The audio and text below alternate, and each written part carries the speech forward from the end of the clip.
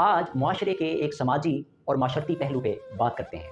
एक कहानी, एक वाक़या या एक पहलू जो आपके सामने से गुज़ारना चाहता हूँ, और ये आज हर घर का चैलेंज है।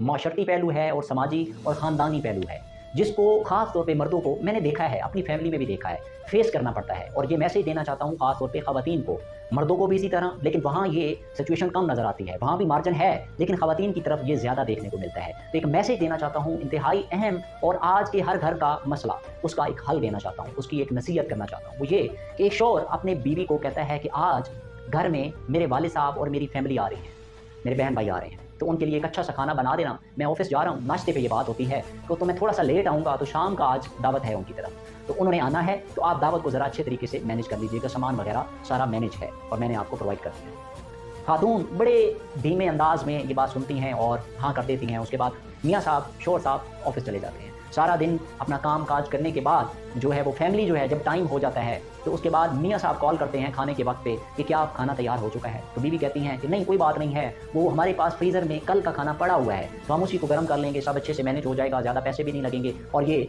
मैनेज हो जाएगा। खामन चुप करके मियाँ साहब ये बात सुनते हैं, तो उसके बाद उनका दिल तो दुखता है, तकलीफ तो होती है, लेकिन वो खामोशी से क्या करते हैं, खामोश होकर कॉल बंद कर देते हैं।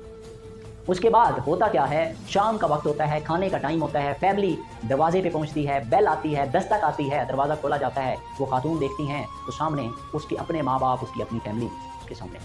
वो खातून, उसके पैरों से ज़मीन निकल जाती है, क्योंकि उसने अपने माँ बाप और उसके माँ बाप में फ़र्क किया होता है। वो दरवाज़ा खोलती है, माँ बाप को अंदर ले आती है। अब शर्म के मारे वो इधर उधर देखती है कि मैं करूँ क्या, मैं क्या करूँ, क्यों? क्योंकि वो मकाफ़ात अमल था, जो वो अपने बारे में सोचती है, अपने माँ बाप के बारे में। वो दूसरे अपने शौहर के मियाँ जो माँ बाप हैं, उनको वो वैल्यू दर्जा नहीं दे रही थी। ये हमारा बहुत बड़ा माशरती चैलेंज है, जिसकी वजह से हमने एक खौफनाक, भयानक सा चेहरा सास वाला बना के रख दिया। हालांकि अगर हम उसी को माँ का दर्जा दें, तो आप देखें घर के अंदर वही माँ बाप आपको डांटते हैं, वही आपको तमीज़ सिखाते हैं, वही आपको गलत सही की डायरेक्शन देते हैं, तो वहाँ पे भी ये बड़ा चैलेंज होता है। वहाँ भी उस सास ने, जिसको माँ कहना चाहिए, जो माँ का दर्जा देना, जब आप कबूल कर लेते हैं, आते मामलात खुद ब खुद हल हो जाते हैं। तो वो अब कहती है कि मैं करूँ क्या। मियाँ साहब को कॉल करती हैं, मियाँ साहब कॉल नहीं लेते, फिर ले लेते हैं, आखिरकार कॉल पे कॉल जाती हैं, तो वो आगे से कहते हैं कि अब संभालो, ये तुम फ़र्क करती हो, मैं फ़र्क नहीं करता, इसलिए मैंने माँ बाप का कहा था, इसलिए बहन भाइयों का कहा था, तुम्हारे यहाँ ये फ़र्क है। आज से तुम्हें एक नसीहत है कि जैसे अपने घर वालों को समझती हो, इसी तरह मेरे घर वालों को भी समझो।